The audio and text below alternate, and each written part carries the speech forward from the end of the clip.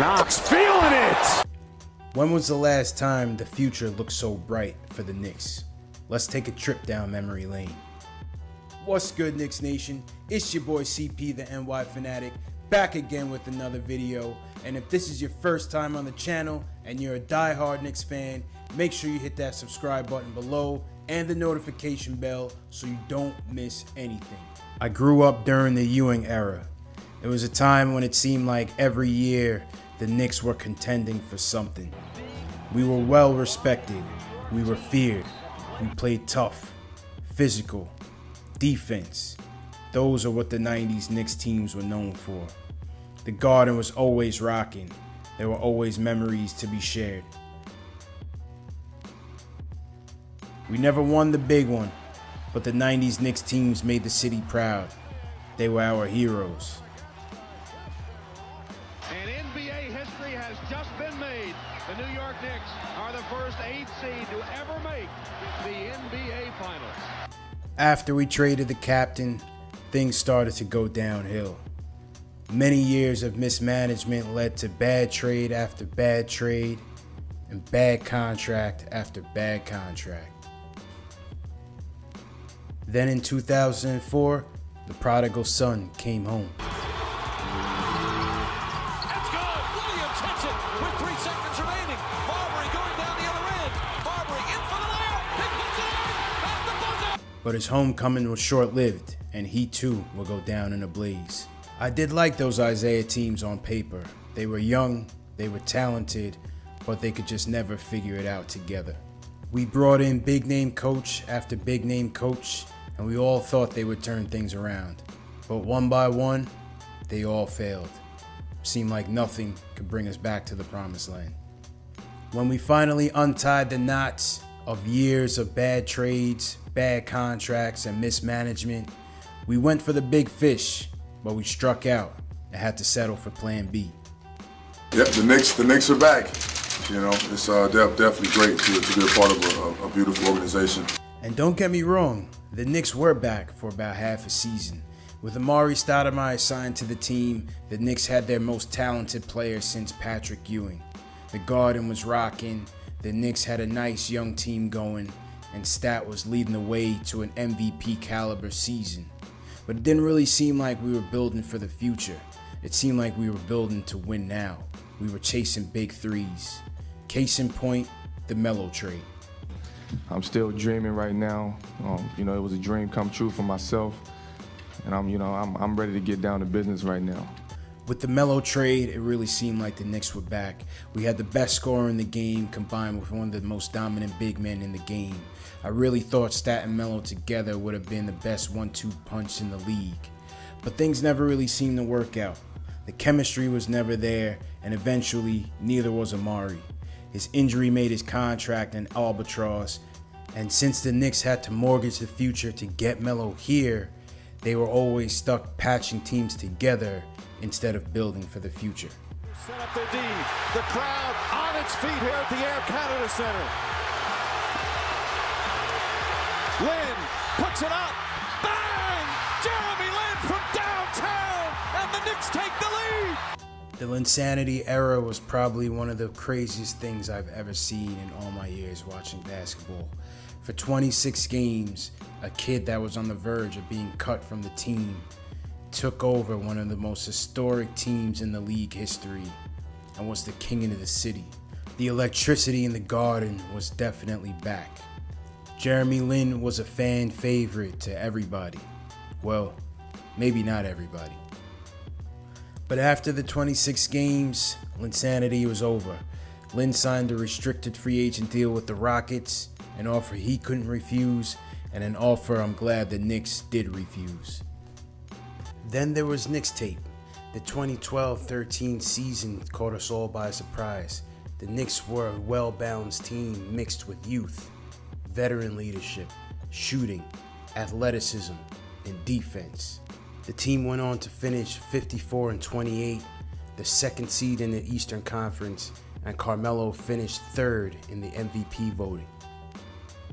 He was coming in for JR. Anthony attacks. Hibbert denies him at the rim. Block number 5 for the Pacers center. Wow, what a play. Oh, man, what action. Some kind of block. Great back cut there. J.R. Smith caught watching the basketball, and Stevenson again. Had a chance to, get to the conference finals. We'll take that. It's just a learning curve for us, and we'll be back, better and stronger next season for sure. Funny thing is, we haven't been back since. As a matter of fact, we've been going backwards. Losing season after losing season. More bad trades where we give up first-round picks and get nothing in return. And I have some things to say that I think are important for the fans to hear. We want to build a team. The idea of developing a culture is an overwrought word in the NBA right now, but that's the cachet, I think, that brought me here. Phil. I really thought he was going to be the difference maker, the one to turn the franchise around, to clean up our dysfunctional management and bring winning back to New York. But it just seemed to be more of the same. Everything was about the triangle. From the coaches he tried to bring in to the players he tried to bring in. Phil was trying to implement his championship system from the sidelines. And where was the culture that Phil was trying to implement? From the rumors that he was falling asleep during draft workouts to trashing a star player that he was trying to eventually trade, things just never really made any sense. With the 4th pick in the 2015 NBA Draft, the New York Knicks select Kristaps Porzingis from Liepaja, Latvia. All wasn't lost during the Phil Jackson era. He did manage to draft Kristaps Porzingis, and the Porzingis has taken MSG by storm. With Melo gone, KP is now the new face of the franchise. Give credit to Phil for not trading away any future assets. For the Bucks, he's also played a couple of years in China. 15-3. Boston has come back. They came back with a good second quarter. Nice pass. Oh, no, it's picked. Beasley nearly palmed. Ntilikina for 3. Frank Ntilikina, the last Phil Jackson draft pick before we showed him the door. And we could argue all day and all night about whether or not he was the right pick, but I'm going to be patient with this kid. His defensive pedigree alone is something that we could use on this team to build towards the future. With Phil gone, a new regime is taking over. Well, I guess a new old regime, with Scott Perry as the GM and Steve Mills retained as the president of basketball operations.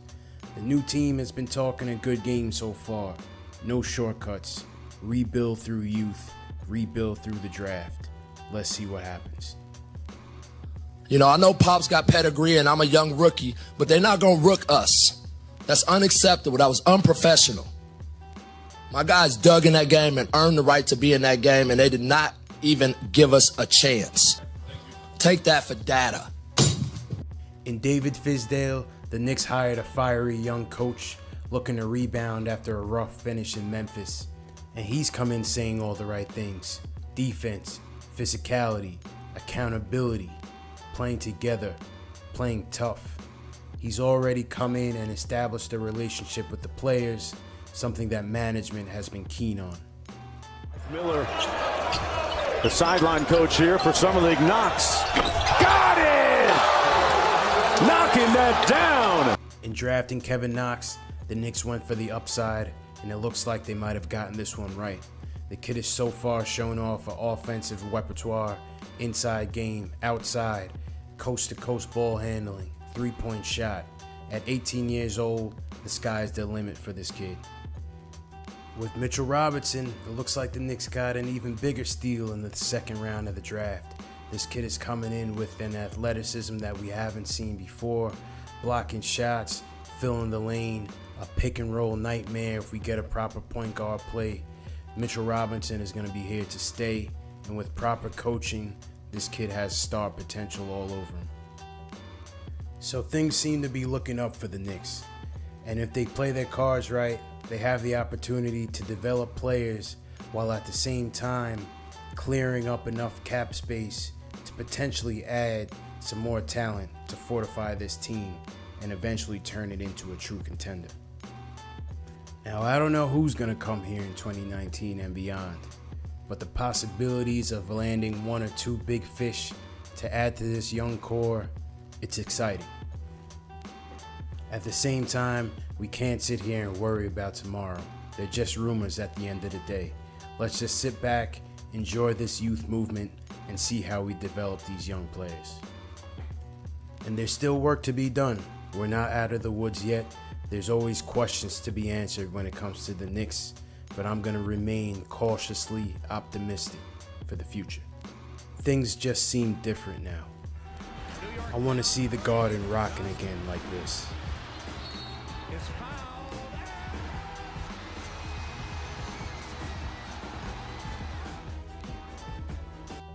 Maybe the Kristaps era will be the one to change things. Time will tell. See you next year. Knicks Nation.